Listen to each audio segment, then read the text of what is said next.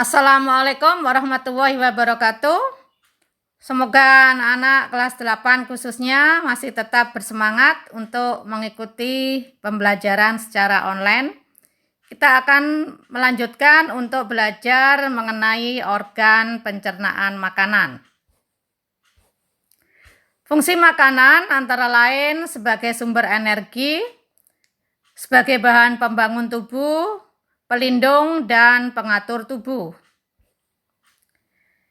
Zat makanan adalah zat-zat yang terdapat di dalam bahan makanan yang kita makan. Zat-zat makanan ini akan diubah menjadi sari-sari makanan setelah dicerna oleh tubuh dalam sistem pencernaan makanan. Maka proses pencernaan adalah perubahan zat makanan yang ada dalam bahan makanan menjadi sari-sari makanan, kemudian diedarkan ke seluruh tubuh. Macam pencernaan, ada pencernaan secara mekanis. Ini adalah proses pemecahan makanan yang berukuran besar menjadi berukuran lebih kecil, atau dari bentuk kasar menjadi halus dengan bantuan gerakan alat pencernaan. Kemudian pencernaan secara kimiawi, ini proses penguraian makanan dari bentuk kompleks ke bentuk yang lebih sederhana dengan bantuan enzim. Berikutnya adalah organ pencernaan makanan. Yang pertama ada yang disebut sebagai saluran pencernaan.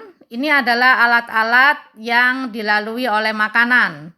Jadi mulai dari mulut, kerongkongan, lambung, usus halus, usus besar, dan pelepasan atau anus. Kemudian yang kedua adalah kelenjar pencernaan. Ini merupakan alat pencernaan yang menghasilkan getah pencernaan. Misalnya pada kelenjar ludah, kelenjar lambung, hati, dan pankreas.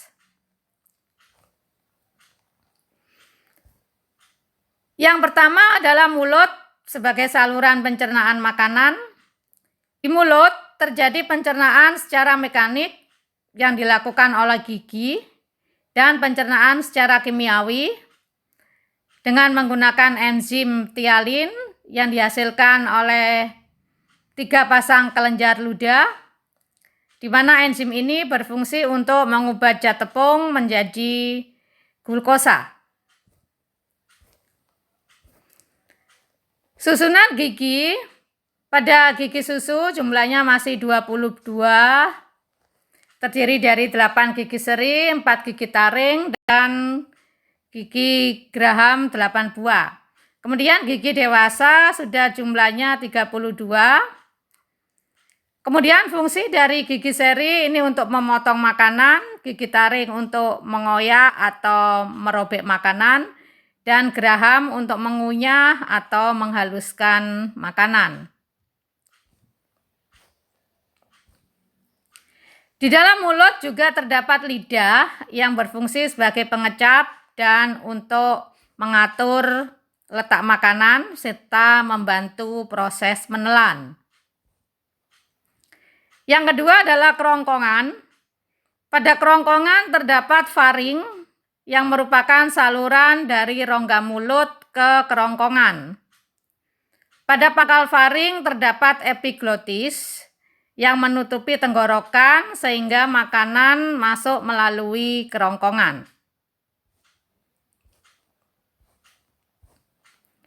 Makanan dari kerongkongan menuju ke lambung karena adanya gerak peristaltik pada 2/3 bagian bawah kerongkongan. Gerak peristaltik berfungsi untuk mendorong makanan masuk ke dalam lambung. Berikutnya adalah lambung. Setelah dari kerongkongan, makanan akan menuju ke lambung. Di dalam lambung, makanan akan dicerna secara mekanik dan secara kimiawi. Lambung bagian tengah menghasilkan getah lambung yang terdiri atas HCl, enzim renin, dan pepsinogen. Asam lambung atau asam klorida ini berfungsi untuk membunuh kuman penyakit, kemudian mengaktifkan pepsinogen menjadi pepsin. Pepsin adalah enzim yang mengubah protein menjadi pepton, sedangkan renin untuk mengendapkan kasein dari protein susu. Yang keempat adalah usus halus. Setelah berada di lambung, makanan akan menuju ke usus halus. Panjang usus halus kurang lebih 8 meter, terdiri atas duodenum, jejunum, dan ileum. Di dalam usus halus, sari makanan nanti diserap oleh jonjot usus halus atau villi dan akan diedarkan oleh darah dan pembuluh kil ke seluruh tubuh.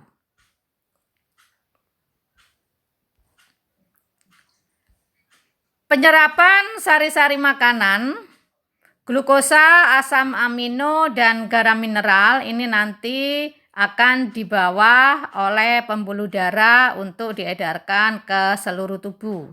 Sedangkan asam lemak dan gliserol ini nanti dibawa oleh pembuluh kil atau pembuluh limfa atau getah bening untuk diedarkan ke seluruh tubuh. Pada usus 12 jari bermuara 2 saluran dari kantong empedu dan pankreas. Empedu yang dihasilkan oleh hati berfungsi untuk mengemulsi lemak. Berikutnya adalah usus besar dan pelupasan. Proses dalam usus besar terjadi reabsorpsi air, garam mineral, dan vitamin.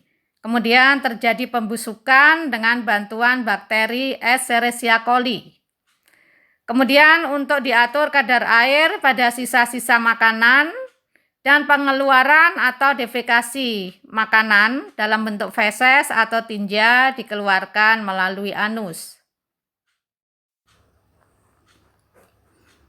Selanjutnya adalah kelenjar pencernaan. Ada pankreas, hati, dan kantong empedu. Pankreas menghasilkan enzim tripsin. Ini berfungsi untuk mengubah protein menjadi asam amino, atau tepatnya mengubah pepton menjadi asam amino.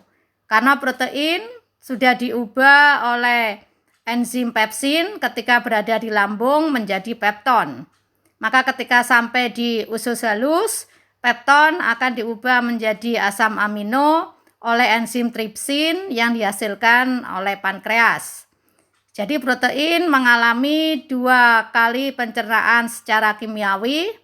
Yang pertama di lambung oleh enzim pepsin menjadi pepton, dan yang kedua di usus halus oleh enzim tripsin menjadi asam amino. Kemudian enzim amilase untuk mengubah zat tepung menjadi gula. Enzim lipase untuk mengubah lemak menjadi asam lemak dan gliserol. Selain 3 macam enzim itu, pankreas juga menghasilkan hormon insulin yang berfungsi untuk memecah glukosa menjadi glikogen. Hati terletak di rongga perut sebelah kanan, berfungsi untuk menetralkan racun dan menjaga keseimbangan gula darah dengan memecah glikogen menjadi glukosa. Hati juga mengeluarkan getah empedu dan disimpan di dalam kandung empedu atau kantong empedu.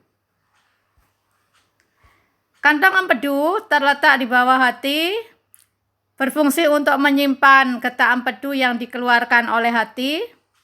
Getah empedu mengandung bilirubin, yaitu pigmen dari pemecahan hemoglobin.